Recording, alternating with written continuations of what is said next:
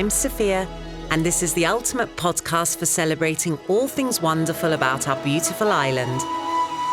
Welcome to Destination Cyprus.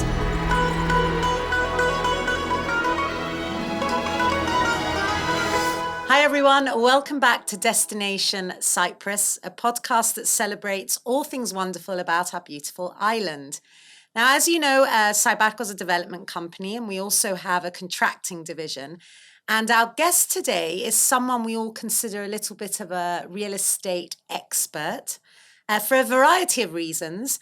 But according to his LinkedIn, he's an entrepreneur, a father, a husband, and a slave. Pavlos Loizou, welcome. Hello. So, which part of this do you want to focus on first? I think slavery would be a good part. It's I think anyone who is married or who is Cypriot, which means that they have parents who deal in their everyday lives, qualifies under this category. I'm quite lucky, actually. I got away with 50% of the Cypriot parenting. Yeah. You're lucky. Indeed. Yeah, that's true. Pavlo, you have managed to establish yourself over the years as something of a guru in the sector. And obviously a lot of the things that you're doing at the moment have come to combine all of your skills and your academia. I'm fascinated by how many years you spent in education, because it definitely proves either patience, commitment, or a great desire to stay away from Cyprus. But you went from Nicosia to the University of Reading, then you went to Cambridge, the ACCA, Middlesex, NYU, Harvard Business School, Wharton. Tell me a little bit about that journey and how you ended up back here. Sure. So, first of all, what is it that we do? The word guru sounds a bit off, but effectively what I've always been intrigued by is transparency and clarity. And how do we use numbers or other items to actually get to find the essence of why something is happening, is it happening, and also at looking at things with a more medium to longer term outlook. Right, that's what fascinates me, and actually that's one of my biggest flaws. I live in tomorrow and often forget about today. So that's what we do, right? So what we do as a company or as a person is, collect numbers, crunch them, and then try and figure out or project what we expect to happen. In terms of the academic journey, what I realized was, and this comes a bit from being an only child and, the need to constantly prove yourself, is that very quickly, and I think now with the advent of AI, it has become more prevalent, is that you become obsolete a lot faster than you did before, right? So age or rather experience that comes in theory through age isn't a barrier anymore. It's not your moat that's going to protect you.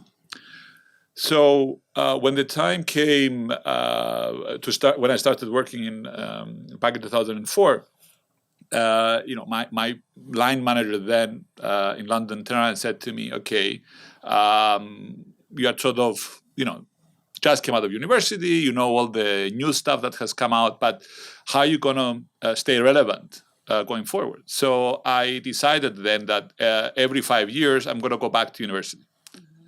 And that was it. So I don't actually go to university because I have kids and everything else. But every 5 years I do a degree to keep me fresh and to keep me And which, because this sounds like quite an inspirational leader. Was this CBRE? CBRE, wow. Yeah. So I was lucky enough. It was funny because I did a job interview, their job interview. So I did, round one, fine with HR, and then round two was a whole day assessment day, and we were 6 of us that were being assessed. You walked in at 9 o'clock and you were walking out at 5, 6 in the afternoon. I mean, it was a whole day of tests and stuff like that. And the last one was an interview by one of the partners. It was a partnership at the time. It was called CB Helia Parker. It was before a merger that took place. Anyway, this is ancient history. Nobody knows about this stuff anymore. Anyway, so first person walks in. comes out, we're all, the other five were all sitting there, sort of, freaking out and like, okay, what did he ask? What was about the rugby game last night? I'm like, oh God. Second person walks out. What did he ask? Rugby game. I'm like, oh. Third, rugby. Not your forte, rugby then. No, I'm like, if it's Souvlagia, I can deal with it. Football, maybe, sandwiches, the important stuff in life. So, I walk in, the guy starts talking about the football game, the rugby. And I turned and said to him, look, if you want to hire someone to watch the rugby with, you should hire one of the other guys sitting outside. If you want to hire someone who, whilst you are watching the rugby game with the others, crunching the numbers and building the model in Excel, you should hire me. Right? And that's how I got my first job. I've always been the guy sitting at the back, crunching the numbers. Sounds like a good interview technique, though, doesn't it? He obviously knew what he was. Do you think he knew what he was doing? I think it was more a case of I knew that, I know my weaknesses, and God knows there are plenty of them, but rugby and schmoozing ain't one of them. Yeah. So I'm more of a troublemaker than anything else. Well, let's get back to that then. Sure. So from an opportunity like CBRE and from all this education and growth and development, what made you come back home? Actually, is the racism in the UK. So it was as simple as that because, I went to Reading, which Reading is considered to be, or was considered to be, one of the very good universities to go and study real estate. Went to Cambridge, obviously very elitist. Went to CBRE, largest company, US company, listed on the US Stock Exchange. So, all the stuff was there. And it was actually a very snobby event organized by the Cambridge Land Society in the West End. So, as snobby as you can get.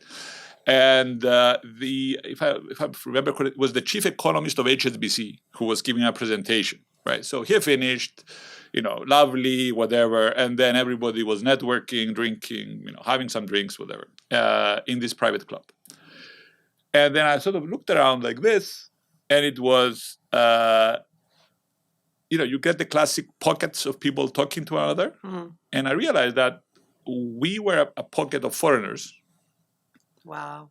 And then it was, and I'm like, so I sort of sat back and thought, okay, is this how it's going to be? And this was, I was already living in the UK for 7.5 years. And then, if you remember, at the time was also when Sven-Goran Eriksson, the Swedish... Nancy's husband. Wasn't it Nancy Dalalio? No, yes, correct. Right, so he became coach of the national team, right? With when Beckham was, living the dream with the hairstyle and so, and he was, why are we bringing this Swedish guy to do this? So I sort of looked back and said, okay, hold on a minute. What's happening here? There's going to be a ceiling here, probably, right? So that was sort of number one. And then the number two was actually three reasons. So number one, there's going to be a ceiling, imposed by society. Number two was,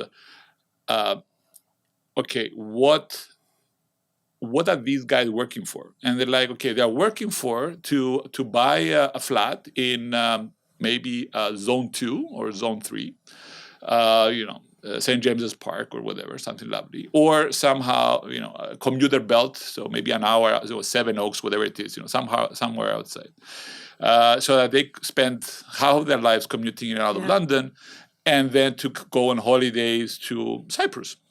So I'm like, okay, why do I have to go through that to be home? And then the third was, it actually got boring. It's quite easy to make money in London once you hit the vein, right, or a vein, right? Because there are various places to. So, and after a certain point, making money becomes a game. And it's a case of, okay, if the amount of money begins not to matter, what do you do, right? How do you stop being bored, right? And, in my case, I thought, okay, instead of building financial models for AXA, the French insurer, I'm going to go and sell land in Bucharest in 2007 when things were going nuts at the time. And that's what I did. And then similarly, when everything imploded, when we had the subprime crisis in the US, which then went to the UK, then was a wave that fell across. I thought, okay, what am I going to do? And so I became a valuer in Cyprus, working in Limassol. Quite boring. Quite boring because, valuers were and are people who feel the need to tell their clients what the client wants to hear. So again, going back to that's not me. So the one side I started a sandwich shop because I had What's it called? Remind me. It was Refresh. Refresh. I knew the word fresh was in there somewhere. Yeah. Well, copying is what I do best. So there's a very nice shop called Get Fresh in Nicosia. And then refresh. Step ahead. And also if you remember on the browser, right, you hit refresh. Yes, branding. Extraordinaire, next level. So I did that, and that was it. So and then of course we had the banking crisis, 2013. And then in the banking crisis, I got a message. So I went freelance 3 months before the banking crisis. I decided I'm going to start my own thing, doing advisory work. And then I got a message through Facebook saying, "Are you Pavlos, who used to work for AXA back in 2006, 2007?" And I said, "Yeah, that's me." And I said, I'm, Steven. Hi, Steven. Who are you? It's like we were on the same floor, those massive floors in the whole office, and you're like, AXA at the time had 260,000 employees, What? 16th largest company employer in the world. I didn't know Steven, right? Shame on you. Shame on me. So Steven was looking for a QS, quantity surveyor in Cyprus. I gave him some numbers. And then a month later, he reached out and said, "I'm actually coming to Cyprus. Fancy a drink." So as every newly divorced, bankrupt, person living in a bankrupt country does. Desperate for a friend. It's like, no, more for, cheap thrills. I went out with Steven. We got plastered. Here in Limassol at Fat Fish, so we were actually the only table that. Anyway, we had a great time. You weren't drinking on an we had a great time. Anyway, and long story short, they turned around and said, "Look, we have a project in Athens doing distressed real estate advisory work. And we actually don't have anybody who speaks Greek. How about you translate for us?" So I went to Greece. I became a translator. Whatever. Breadth of skills. Breadth of skills. Yeah, it's like we do everything as long as it pays. So I did that, and then on the back of that, I met the boss and everybody else. So they were a startup. There were 14 of them out of London doing distressed real estate advisory work. We were 2 of us in Nicosia in my flat. And long story short, they said, "Okay, you guys, to show that we're a lot of us, you guys become our Greece and Cyprus offices." That was 2013, right? So fast forward to 2019. Cyprus became 90 staff. Greece was another 20-25.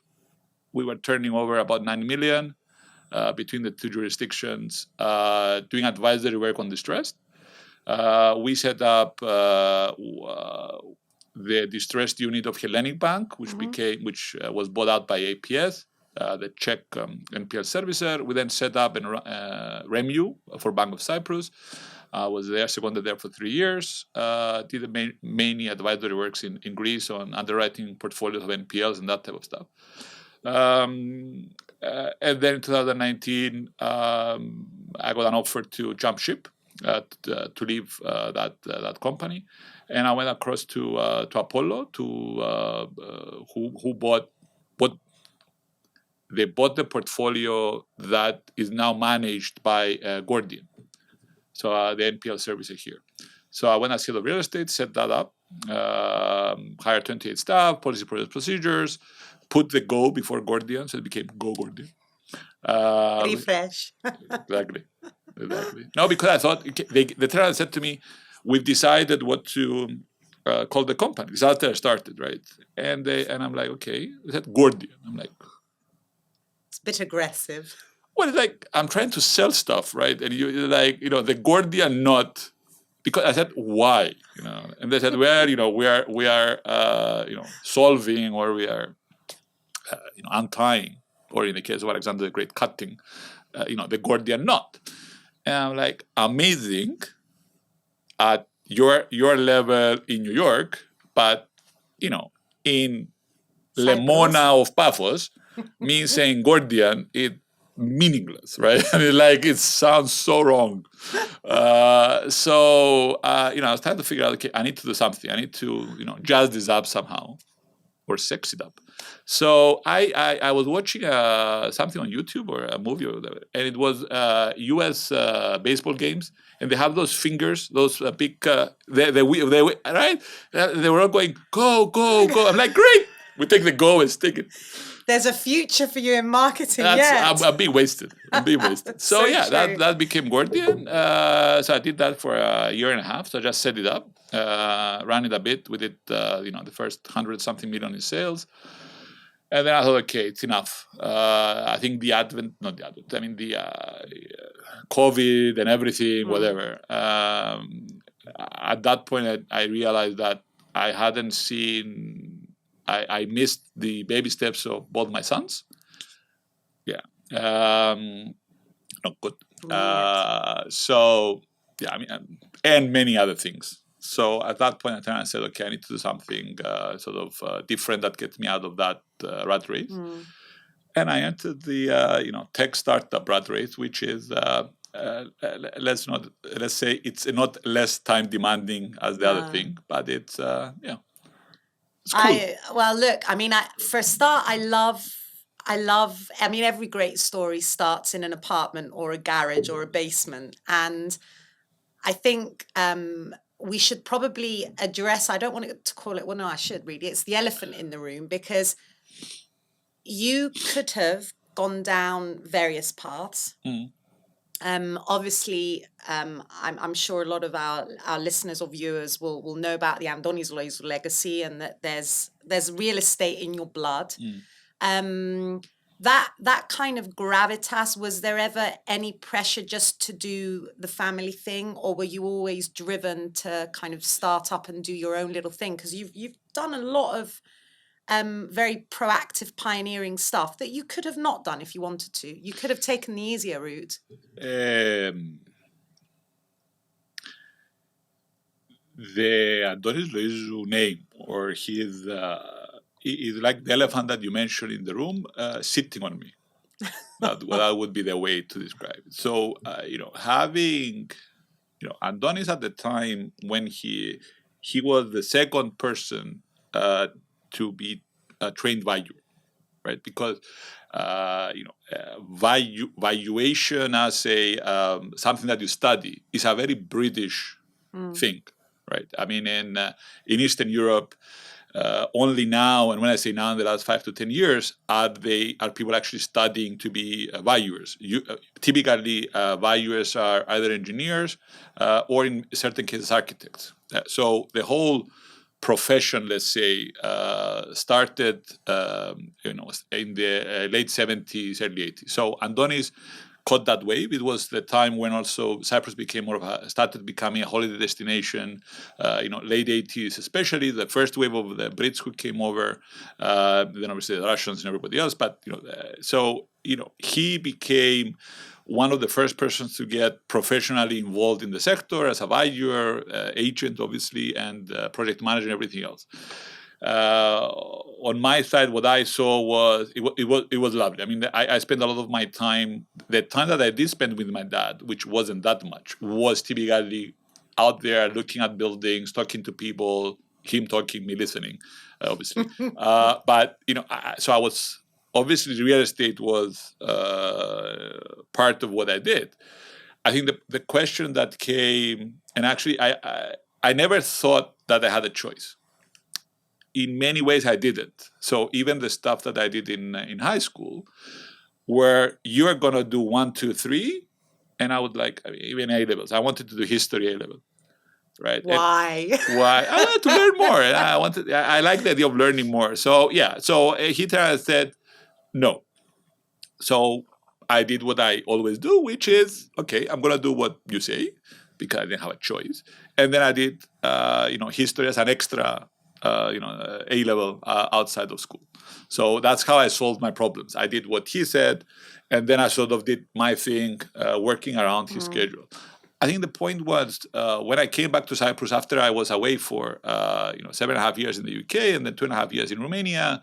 So it was 10 years, and then I came back with I realized at that point that it was a realization. He wanted me to replace him, but it's replacing, not handover. Okay. Right, and I think that was the thing. It's like, no, I mean, I'm happy to listen. I'm happy to sort of take on what you have built, which has its issues and whatever. But I'm not a replacement. I'm going to be my own person. Even now, funny enough, just to change a bit the story, is a lady called me right before we walked in here, and she said, I have this old house that I'm selling in the center of Nicosia. What do you think? Blah blah blah. I tried to explain I'm not a valuer, I'm not an agent. I'm a data analytics guy. And she said, and I said to her, look, your house is in a high density area, right?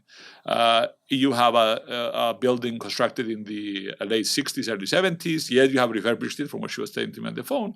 But anybody who buys it would give zero value to the building. They will just buy it, knock it down, and build new apartments. She was like, not having a go, but like, no, the building is lovely, and why do people appreciate it? I'm like, you are selling it. Why do you care? And she said, what do you mean? I'm like, you are selling it. They're like, and this is one of the flaws that we have in Cyprus. I mean, not only Cyprus, but in other places. Like, and I wrote an article about it a while back. It says, how do parents control their kids from the grave? And you see that in Cyprus, where the parents will turn around and say to the kids, I bought this piece of land for you to build your house. And the kid is 9 years old. Or I'm going to give you 100 grand to buy your first house, but you can only get the money to buy a house and not for any other reason. And the house clearly needs to be where I am. Or they turn around and say, yes, I will give this XYZ property to you, but actually you need to share it with your sister or everybody else, right? And they give shares, and you end up with this bloody mess that we have all around. So I think there's and actually that's bad parenting. Okay, I'll see what my kids think in 10 years' time, but I think that's bad parenting because it's full selfishness on their part. It's like, yeah, you're successful, but it's time to hand over to the next generation. Expectation, isn't it? It's expectation. I remember somebody was saying recently, and I thought this was quite poignant, that if only parenting was less about planning for the future, which becomes a pressure and an expectation, if people gave their children the inheritance or the money that they're going to give them when they pass, when they graduate, or when they're looking to set up their companies, or when they need to buy a house, it's in your 20s and your 30s when you've actually got the energy to do your thing and do your traveling and start your companies, that you need the financial backing, not when you've lost them and you're already 50 and it's too late. So it's a very bizarre thing. You're right. It's a very Cypriot thing that it's all about the future. Living in the present is not quite yet.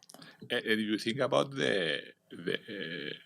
it's funny, even the British in their tax system, what do they say? That if you transfer assets to your kids within 5 years of you dying, then you pay inheritance tax. But if it's before, you don't, or the tax regime is lower, because effectively it's their way of pressuring you to move the assets down a generation. Now, generational wealth is a problem. As my good friend Alexandros says, it's all about being a good parent and having a lot of money and spending time with your kids and raising them and being there for them. But it's all about, I don't know. I think this is also part of the problems that we're faced with right now in Cyprus, which I know that destination Cyprus is about the happy things. Be positive. I am very positive and grumpy at the same time. So it's an issue because 1/4 of the population of Cyprus, 21%, are foreigners or born overseas. So you have Luxembourg, Malta in terms of percentages, and then it's us within the EU.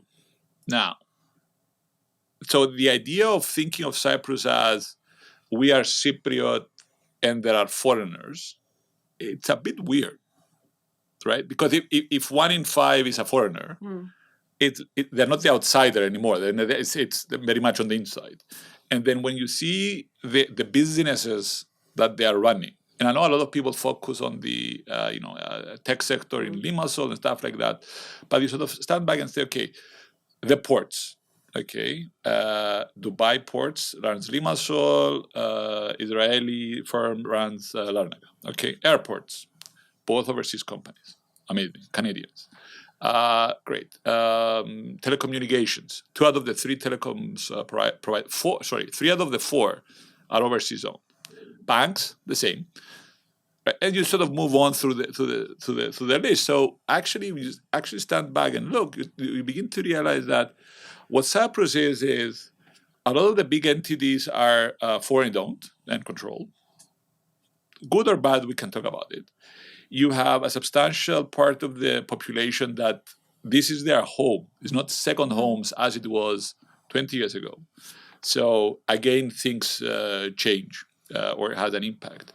So if you as the parent, and you see that a lot, who are in your 50s or 60s are trying to control your kids or manage your kids because you think that the best way forward is for them to find a job in the government or in some semi-governmental organization, then you are actually doing damage to them, both on the being a good parent level overall, but also in terms of what that means going forward, because you are coaching them, your kids, to live in a Cyprus that doesn't exist anymore.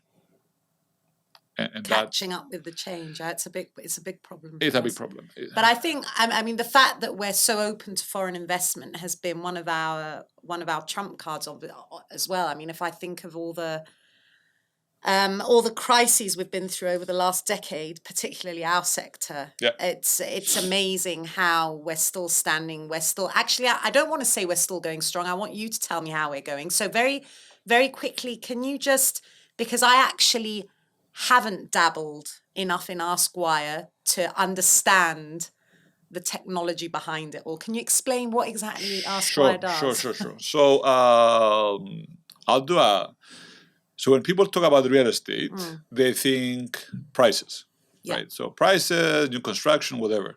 But actually we go back to what real estate is. It's bricks, right? I mean, it's and what we saw when the time came to manage the real estate, all in there are thousands and billions in the banks and the private equity funds, was to just look at the price of real estate. You're sort of missing the point. You're missing a big chunk of what it is, because it's about, okay, how much you're going to sell it for, but what are the permits, what are the documentation, legalities, but then you also need to insure it. Your tenant, you need to be able to collect the rent, and then that property is impacted by various risks, floods like we recently had in Dubai, by climate change, so things are changing on the long term. So when we forget about the real estate market and we go back to the fundamentals and say, okay, step 1, can we put all the data together about what a property is, and then we can decide how to manage it, how to sell it, how to insure it, and everything else. And when to do that, it's actually quite hard, because each and every property is different. So so how do you do it? And we came and said, we're going to do it for the whole of Europe, right? So it's like set the bar high and then sort of fail. And the way we went about doing that was we used two European Union directives. One is called the EU Open Data Directive. And the Open Data Directive forces government, compels them to open their databases to third parties. So they have to give you data. There's another directive called INSPIRE, which is an acronym that relates to the land registry, which basically says that all the data that comes out of all the land registries in the EU needs to be in the same manner, same format, and everything. So in this magical world, somebody's going to draw a road from Lisbon to Helsinki, and everything's going to link together in terms of data and maps and whatever. So we kind of said, great, we're going to do that. So we're going to use all this data and build a profile of each and every property in Europe.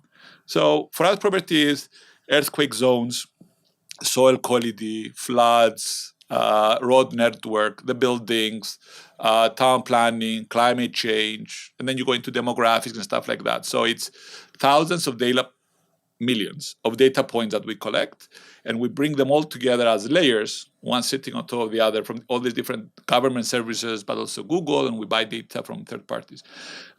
So we built that for Cyprus.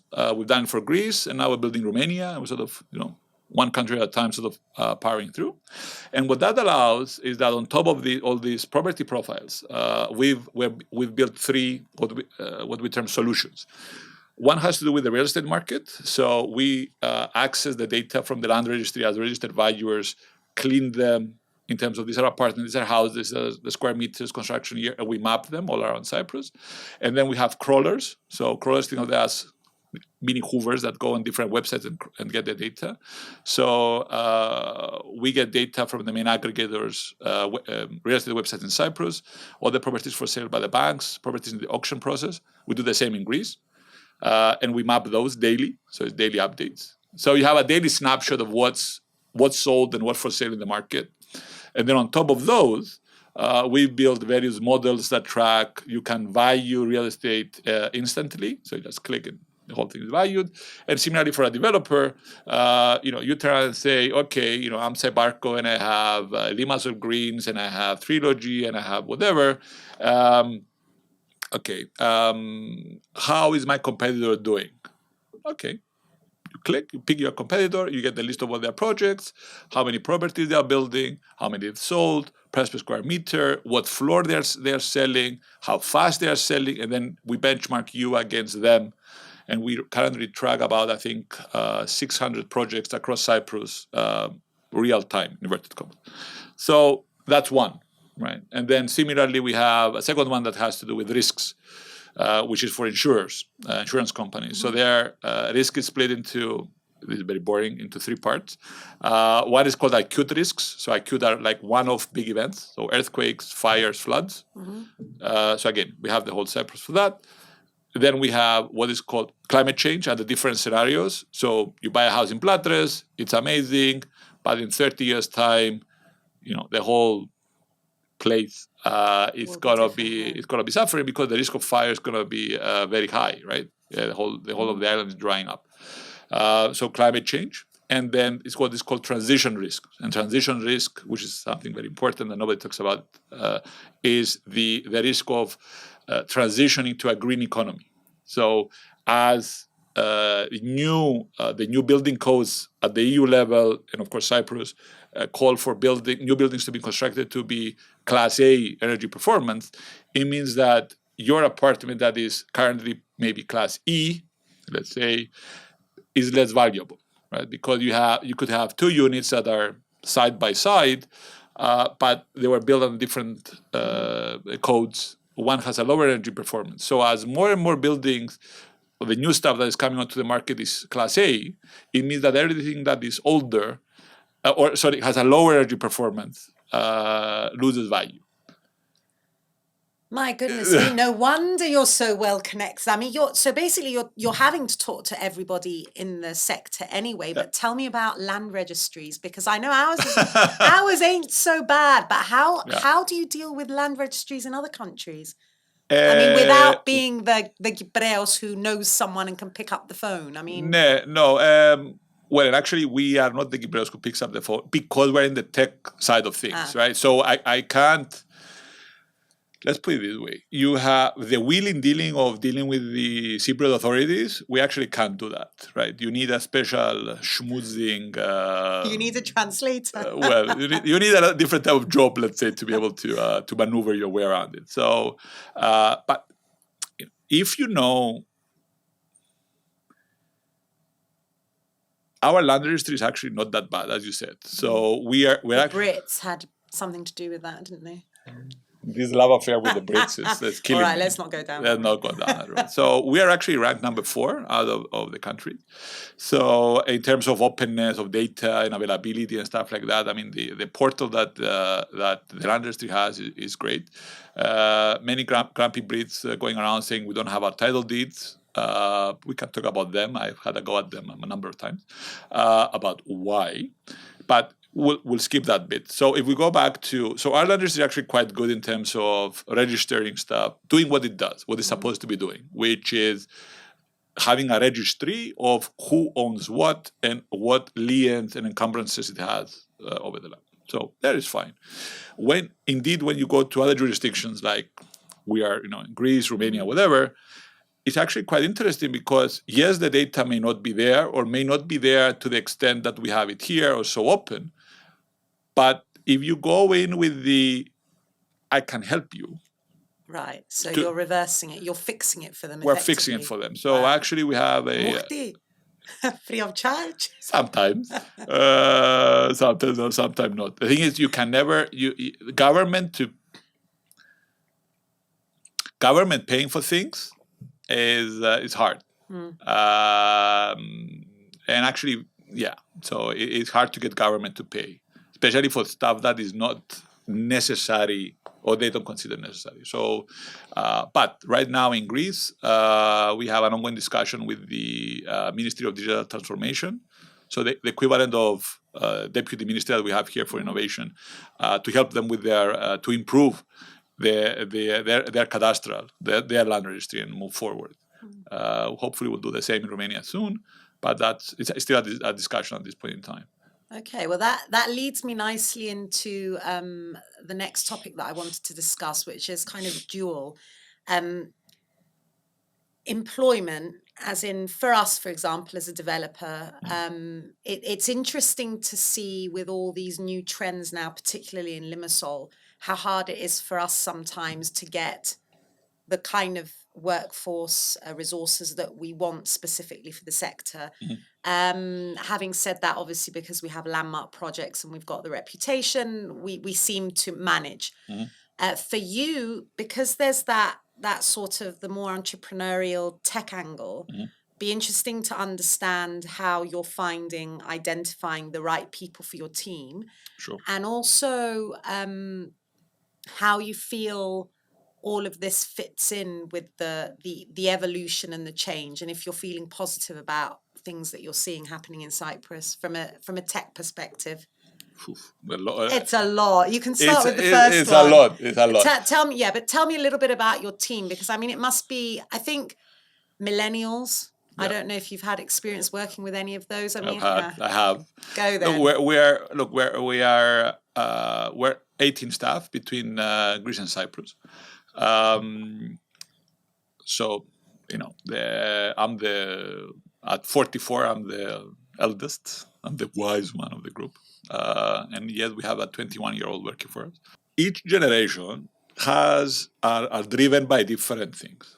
The younger generation, and I sound very old right now, but I think if you are 30 and below, or those who are 30 and below, let's say happiness, they realize, or it was never even on the table, that happiness doesn't come from work.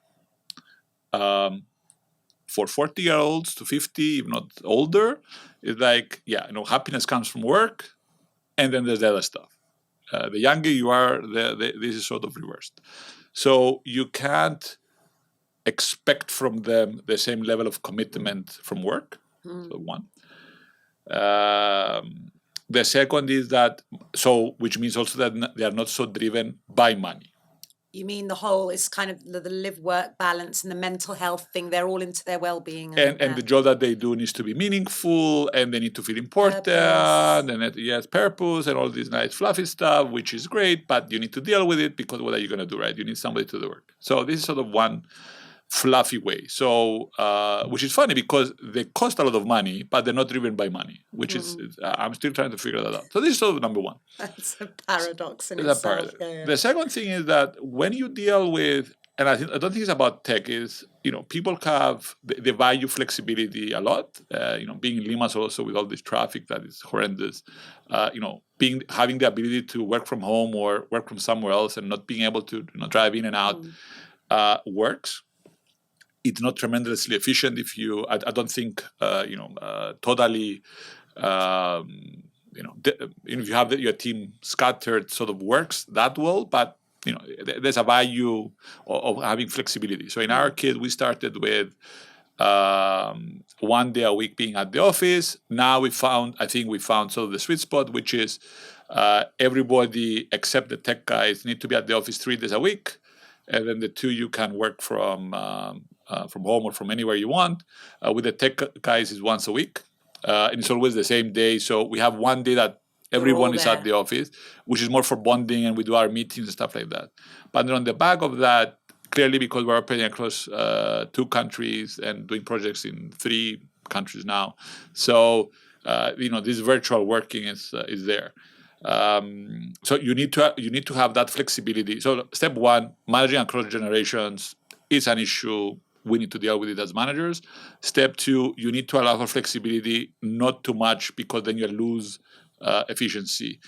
But then the third thing is, when it comes to the talent, which is sort of where you went to, we don't have talent in Cyprus. I mean, the talent is not there for you to be able to access it, especially on the tech side. There are not enough people around.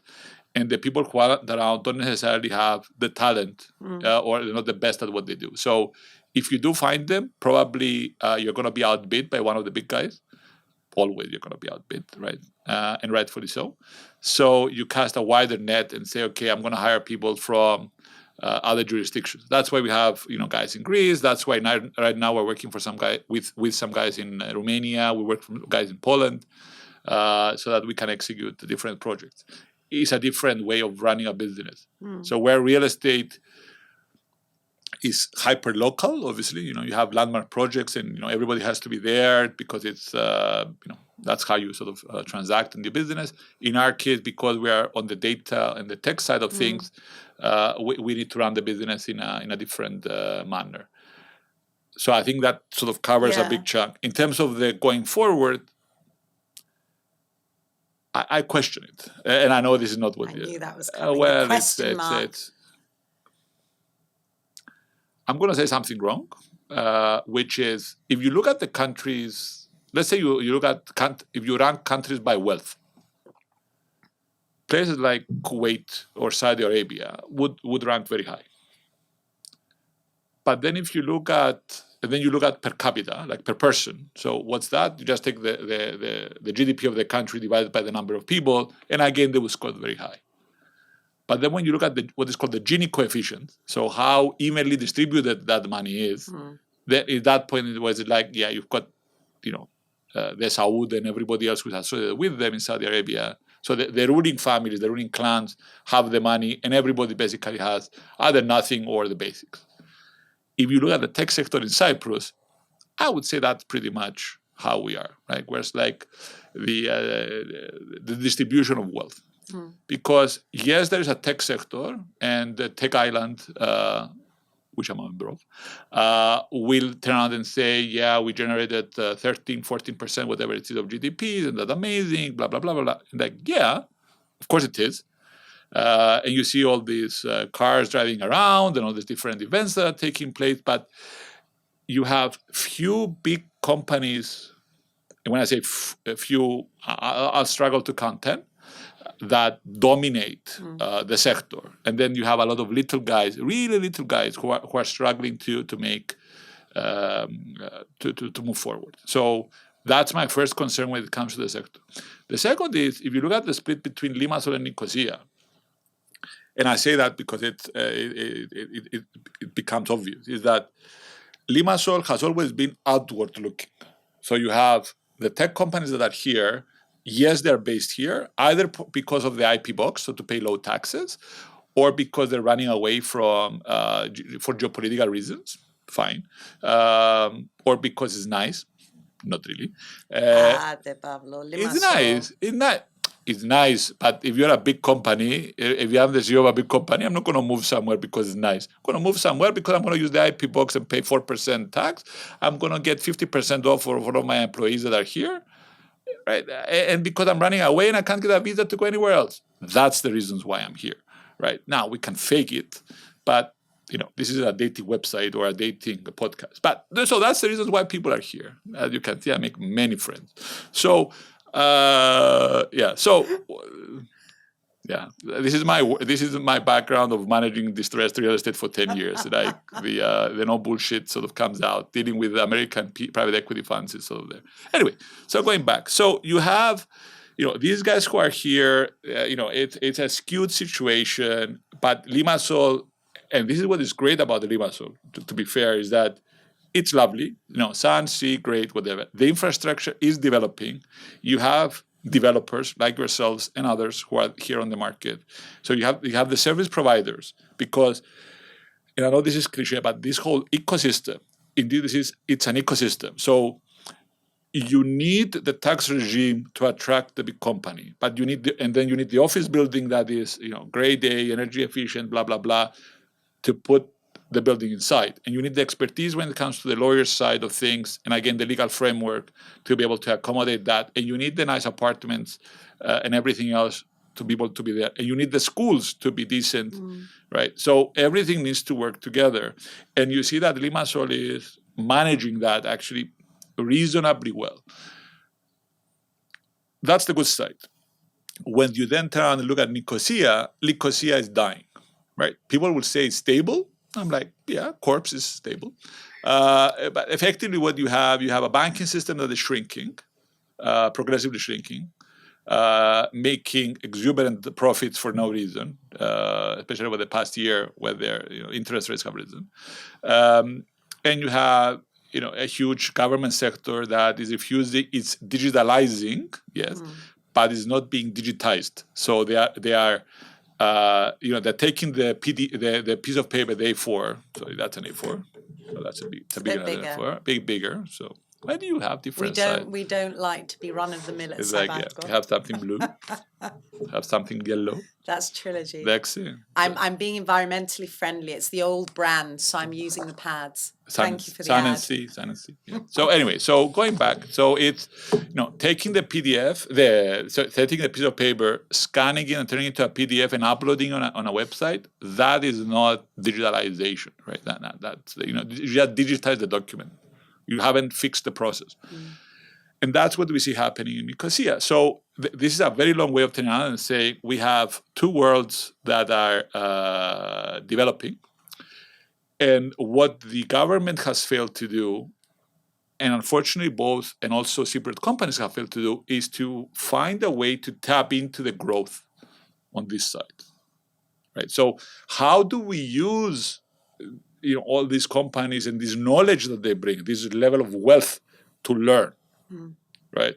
And this is the thing that is missing right now. There's no communication between the two. So, the bad thing is we have two worlds. It's still early days. We need to find the connection between the two and sort of transfer the knowledge from one to the other, or because there are two ways here to move forward. You can either become a Singapore style or clave, which is what George Vasiliou was trying to do in the early 90s, right? Which, again, nobody remembers. And I think it's very funny how Google works. We can talk about how Google works. It's fascinating. Well, if you are geek. I thought you meant it was. I thought it was an age thing. I didn't realize it was completely strategic. No. It's actually Google. Sorry, sidestep. So Google, if you search for something, they will put forward the most relevant stuff, obviously, as we all know, which is also the most recent. So if you put a search, Cyprus banking crisis, the stuff that was written at the time, which is 11 years ago now, you're actually probably not going to find them. Maybe they will be on like page 30, 50, 100. Even if you are super specific. I think I did that. I was Googling images from March, and I didn't. Yeah, You I found can't. it difficult. Correct. This is the thing. So it's actually in a quite bizarre way. While we're getting more and more data, we can't use Google to go back in history. Oh, that's what's so terrifying about AI, though, because AI will just rehash what it's fed. Yeah, but at least it's fed everything. True story. Right, that's the thing. Yeah, but how do we know? Maybe AI only remembers the recent stuff. Maybe AI's got Alzheimer's. You never know. You never know. But yeah, so you were saying... so yeah, it's how do we share the knowledge, right? Because it's a competitor of Cybarco this morning.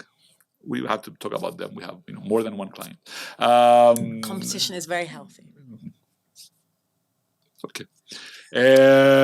I'll bear it in mind. So what he said, look, if somebody from overseas comes to do business in Cyprus and they are willing to take more risk, and they are willing to work longer, and they are willing to market their services overseas, stuff like that, and the Cypriot company, the local company, is not willing to do the same, is that a good or bad thing? So it's like, do you manage, if you are now the president, the head, what should you do? Should you be angry with this company from overseas for, sort of showing how things should be, and your guys not being able? So what do? You block them from coming in? No. Okay. No. You find a way to learn from them. Exactly. Surely. Exactly. So you need to find the way and transfer it across. But bridge. You need the bridge, but it's that bridge that is missing. Is that bridge that is sort of killing us all? And I see the local startup companies, because the universities that we have, not the private, the public universities that we have, they don't teach in English, right? And it was a matter of discussion in Parliament. It was to protect the language. I mean, I just roll my eyeballs on Destination Cyprus? No. We went to the bank 3 years ago to get an overdraft facility of €20,000. And the bank turned and said, "What real estate are you going to put as collateral?" And I said, "None. We're a tech company." And they said, "Okay, well, we can't give you a loan because you need real estate to put as collateral. And by the way, after you put the real estate as collateral, the directors of the company, 3 of us, need to sign personal guarantees." To which I turned and said, "You mean for me to get a €20,000 overdraft facility, I need to put real estate as collateral and sign over effectively, my home and my colleague's home and our?" They said, "Well, and the response was, which I found amazing, was, if you don't believe in your company, why should we?" That's beautiful. Which is why we went down and said, "Okay, no problem, thank you." And we went and raised money from investors, and we pushed forward with our plans to go abroad, which is why we're spending more time in other jurisdictions. And in general, this is what I think a lot of Cypriot companies are finding.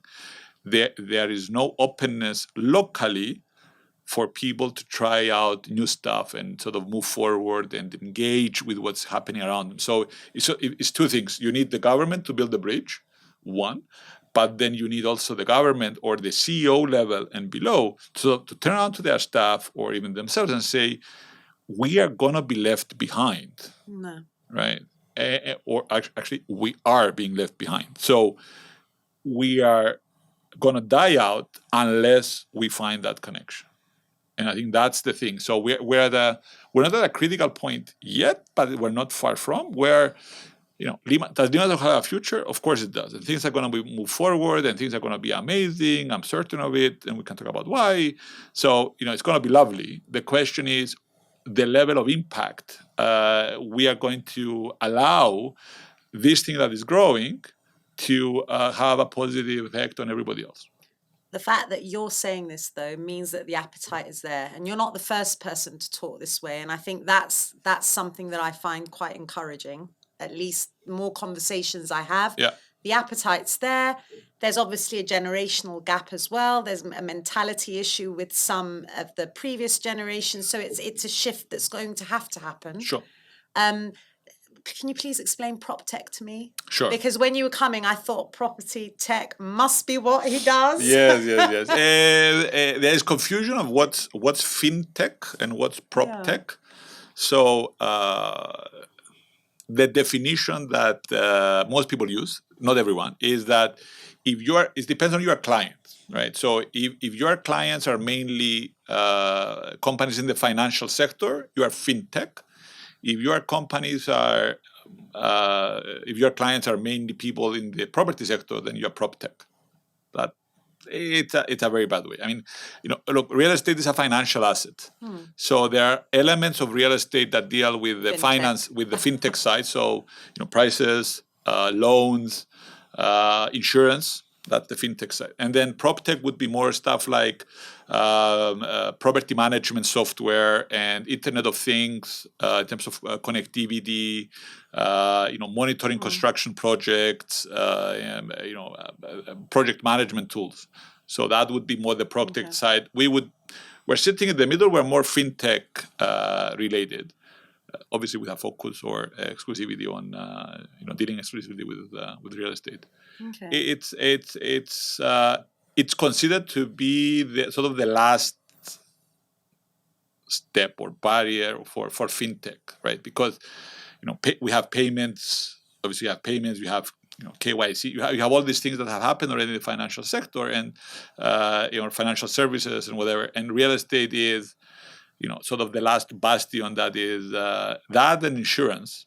So valuation, agency, insurance, which are they're part of finance and they're sitting at the where real estate is, are the stuff that is becoming more and more digitalized as time is passing. And when I say time is counts in months, in weeks and months, not years. Yeah, that's amazing, isn't it? Because I mean, I can see from Trilogy how much things have changed in the way that we do things as developers and contracting over the past decade alone, with how things are being done now. Okay, so what are three things? What are three things that you do different? So compare, I don't know. Well, so for example, companies that now provide, apps for managing the process on a site, on a construction site, or safety processes. These are new things that I can't remember seeing back in the Limassol Marina day. Mm-hmm. So that's just a decade.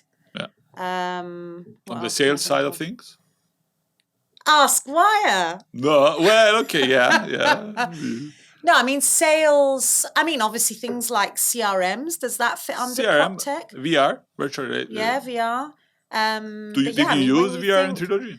Do you know what we try to always be a step ahead. We'd rather have something real to show. And what we've found with customers abroad, I mean, obviously when we had the pandemic, we had to act very quickly and dish out VR. We did this for our project in Agamas as well, which is obviously quite hard to get to. Sure.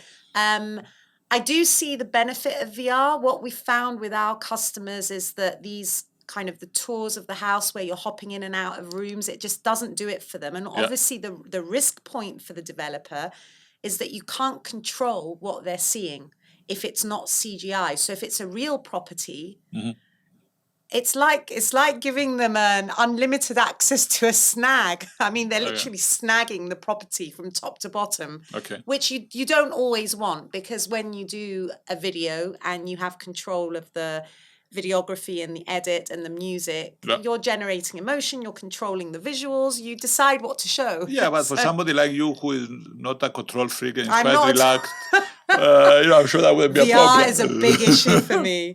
But I think we've used all of these things. But it is interesting though. I think what I always come back to is that despite the advances, almost like AI, they're good tools. It's good for support, but you will never replace the personal touch, the one-to-one. At least with our customers, the way we sell with our repeat customers, there's something about the relationship we build with them that we will never be able to replace. Yes. You beg to differ, don't you? No. The reason you saw me saying sort of is we shouldn't see it as black and white. No. So if you look at mobile, And again, I will sound very old. You remember that before mobiles, there were pagers. Of course I remember the page. I had one at university. My dad would page me and I'd run to the little For payphone. goodness sake. So, for those who don't know what a pager is, do you know what I say what a pager is? Well, I mean, it's a little bit like doctors had pagers, didn't they? They used to get paged by a central phone system when they had to go for a delivery of birth. We had a friend who kept being, but yeah, the pager was a text message that was literally typed out by I don't know. Somebody you would type it. Would send you a message. Correct. Wow. So, right. Insanity of it in our times. But if you look at what you have, so you had the mobile phone. So you have obviously voice, and then you got text. Right. So it was sort of the two things that came. And then you have stuff like WhatsApp, which is a form of text, but you can also send images and stuff like that. And Telegram, Telegraph, and whatever, and all of these, Viber and that type of thing, which actually the added advantage, not only the sharing and the fact that you can create groups, but also you can see if the other person saw your message. I've blocked mine. Ooh. Okay, good to know. I won't get insulted. So effectively, what you have it wasn't we're going to stop talking. We're not going to meet anymore because we can't talk to you on the phone, or that didn't happen. It was and is very much a transition over the last 30 years that mobile phone is becoming more prevalent, where different things were created. So, is AI going to replace sales? No, we're not going to replace sales, but we use AI a lot, right? Not a show-offy thing, but you go to ChatGPT, you can have the latest model made available to you for $20 a month, so nothing. But then what you start doing, you can start saying, okay, I have this legal document, and I want 4i principle. I want somebody to have read through it and make sure that I haven't missed anything. That's a good way to use it. Or I've written something and I want to make sure that it has the tone of voice of the Cybarco way of doing things. Okay, I can feed it through that. So you start augmenting yourself, helping you out, on how to become more efficient. And again, this to link it back to Cyprus and so tech and whatever. It's not about us and them, or this replacing that. About how do we use it, how do we leverage it to become better. So can I do more sales? Of course I can do, because somebody who is sitting in the US or somewhere in Asia, they send a message in the middle of what is our night time. So that message could easily be read by like a chatbot or whatever, and turn around and say, okay, I'm Mr. X and I'm looking for this. Of course, chuk. Then the message goes out personalized to them with the document available, and you come in the next day and everything is fine. Or somebody calls, the AI can answer the phone and talk to you and say blah blah blah, whatever is there. So, and these are good stuff. You see me going like, I'm terrified. It sounds terrifying. Okay, it's a control thing. It's a control thing, but the thing. Control and trust.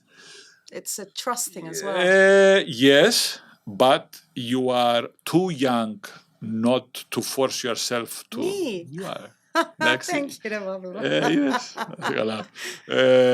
You are too young not to sort of coach yourself out of, or you have to trust it, because it's going to change. It's changing us already so much. It's scary what is happening. Not what is happening. The pace in which it's happening. The pace, right? Yeah. So you won't be able to hide it. I mean, even look at bank branches, right? They're closing down one after the other. Rightfully, all the people are turning and saying, "Well, how am I going to pay?" Well, how are you going to pay? You should learn. And somebody says, "But I'm 80 years old, 70 years old. How do you expect me to learn?" It's a problem. But if you are 40. Or younger, then that's I'm afraid is not an excuse. And tell me, because I can't believe we've been chatting away for an hour. How about a family life and the boys? Or how do you feel about being in Cyprus now after all that journey? It's a great place to raise kids. It's great. I mean, again, 3 good, 3 bad, or 3 the good is distances. right? So you finish work, 15, 20, 30 minutes, whatever you're home, you're with them. I live in a flat in the center of Nicosia. I came home 7 o'clock. Barbecue. We all ate together on the veranda. Lovely weather, even though it's sort of A bit. I thought you were going to say a bit dusty. No, well, the bit dusty is sort of part of climate change. That's one of the downsides. So, the distances and the distances is one that sort of is great, which also allows you to do a lot of things with them. So, we'll go to the park, we'll go to the beach, we'll go up in the mountains. We're going to go with our bikes. We're going to come back. We're going to, that's great because, when you try to do something in London, you can do one thing a day. I mean, you can't do four. No. Which we do, right? You get up in the morning, and if you're an early morning person like I am, you do 50 million things. So, distances is one, and the ability and what that allows you to do. The second is the education system, or the quality of education is there. Everybody has degrees and masters and experts in this. So you have a lot of highly educated people in one place. That means that your kids, my kids, are exposed to a lot of good stuff in terms of private education, but also in terms of extracurricular activities. And that's where, to be fair to Tech Island and to other organizations, government as well, they're quite good at investing, or early stages of investing to teach about robotics and all that type of thing. So that's the second. So good level of education, whatever. And the third, look, it's safe. It is safe, and that means a lot, right? So, you have them running around, and you're not so afraid of, oh my God, and it's quite a kids-friendly place in terms of going to one of the villages, going up to Blatres, and have that type of thing. That's the good stuff. On the bad side now is it's small, so you need to make an effort, like everywhere, to do stuff. So you need to get them exposed to things that may be happening infrequently. So, I don't know, you have a good theater that comes, once every year or every few months. You need to make sure that you are there, because it's not like, oh, I can't make on the Monday, maybe I'll go on the Wednesday. Yeah, the Wednesday is gone, right? You missed it. So you need to make an active effort because the availability is not there. That's the first. The second is, if they have some inclination for something, I don't know, the arts or whatever, this isn't going to work. I mean, the market is shallow when it comes to that. So again, you need to sort of move them or expose them to somewhere overseas, like you did, right? I know. I can't believe how fortunate we were that my poor dad. First, my sister went and said, "Baba, I'm going to be an actress," and then I pitched up and said I was going to do media. So, but yeah, we were very fortunate that I think deep down he was always hoping that I'd end up in property, and ironically, here I am. I think I would like to know, sort of, in terms of all the things that you've just painted. How old are the kids now? 7 and 8. 7 and 8. Oh, okay. Long way to go. Still, long way to go. What's next for Pavlos, though? I mean, obviously, the assisted living. I'm trying to figure out. You've still got 20 years, Yeah. but we'll find you something by then. Okay. What's next for you, though, in terms of, I mean, is Askwire any plans to expand or do anything else? Or look, Askwire is going for 3.5 years. The plan is to grow more. We need to grow. I mean, the whole idea was to use Cyprus, which we have done, as our testing ground, as our MVP, minimum viable product. So we built it here, migrated to Greece, now Romania, and sort of go beyond. Our plan is to create these property profiles and these solutions for the whole of the Balkans.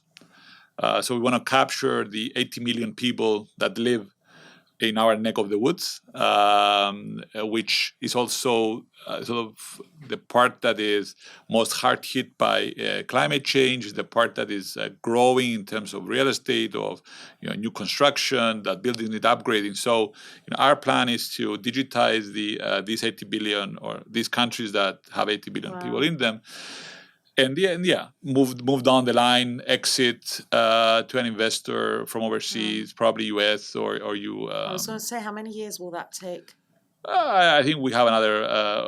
I think we'll be looking at exiting probably in the next 5 to 6 years. You need a decade to get it done right. You see, people don't have that kind of patience. It's very admirable. So that's the mission. The mission is look, there's everybody wants a fast buck,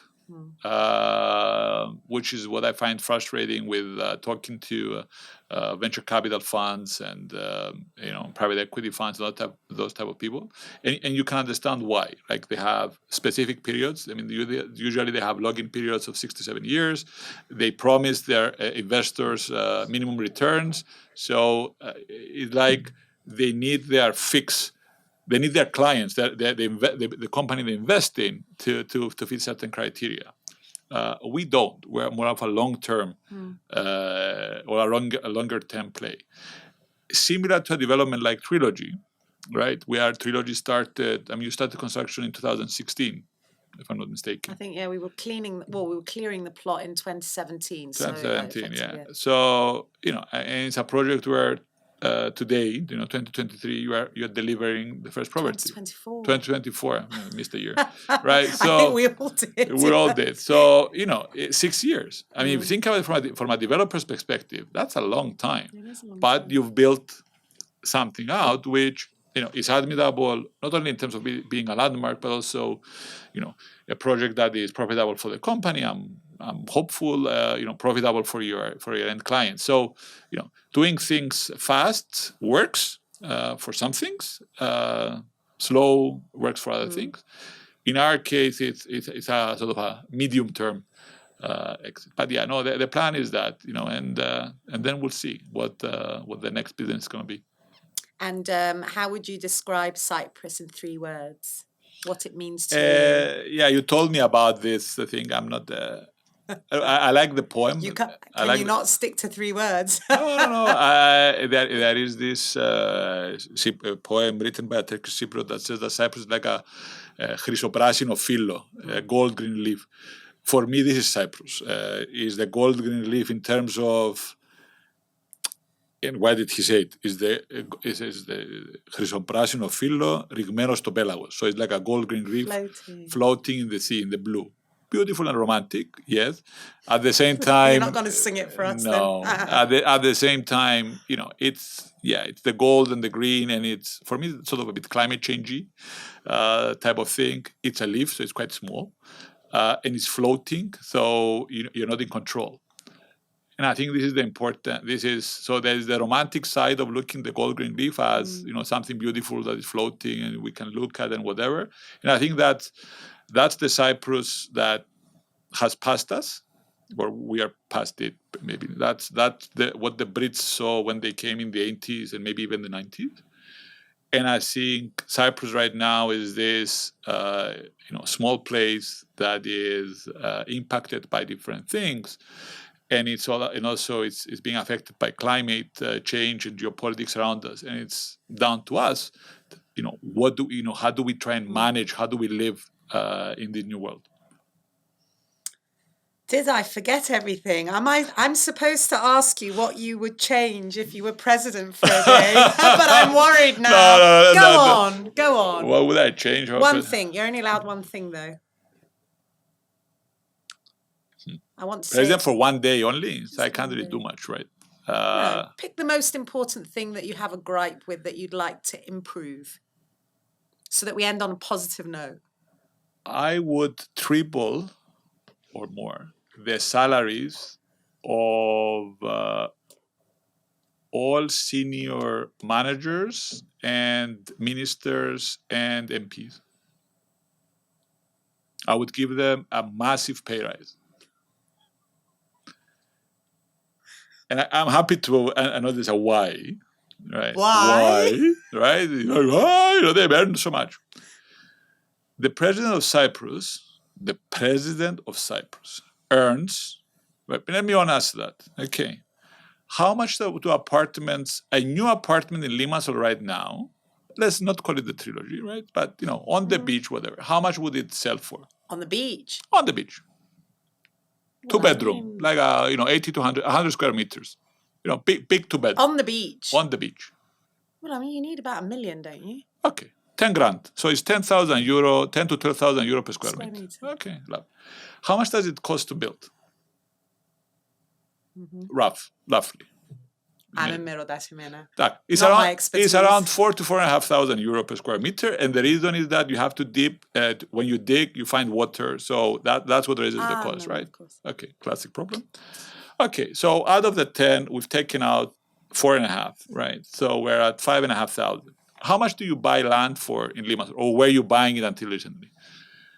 Between 1,000 and 2,000 euro per square meter. Okay, let's call it 2,500 euro per square meter. So we're making 3 grand profit. It's like bare minimum, like we hiked up cost, whatever. Okay, so if you're making 3,000 euros per square meter, and you're selling something at 100,000, 100 square meter, you are making 300,000 euro profit per big two-bed that you're selling. Okay, a big project in Limassol right now would be anything between 30 and 50 units, roughly.